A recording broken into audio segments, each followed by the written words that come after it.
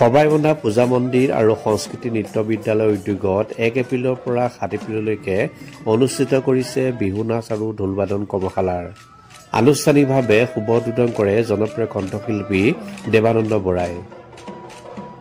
সবাইবন্ধা পূজা মন্দিৰৰ সভাপতি তথা বিশিষ্ট সমাজকৰ্মী পবিত্ৰ বৰঠাকুৰে সঞ্চালনা কৰা বিহু কৰ্মশালাৰ উদ্বোধনী অনুষ্ঠানটিত প্ৰশিক্ষক হিচাপে উপস্থিত থাকে দীপজ্যোতি বৰা আৰু লোকবাদ্য শিল্পী ভৈৰৱজ্যোতি দত্ত, বিশিষ্ট সমাজকৰ্মী ডক্টৰ শ্যামল প্ৰসাদ বৰুৱা। সংস্কৃতি নৃত্য বিদ্যালয়ৰ সভাপতি তথা সমাজকৰ্মী প্ৰশান্ত প্ৰসাদ বৰুৱা আৰু সঞ্চালিকা তথা নৃত্যশিল্পী সংস্কৃতা বৰুৱাৰ তত্বাৱধানত বিহুৰ কৰ্মশালাখনিত প্ৰায় 100ৰো প্ৰশিক্ষাৰ্থীয়ে অংশগ্ৰহণ কৰা দেখা যায়। ব্যুৰ' ৰিপৰ্ট, পোহৰ লাইভ।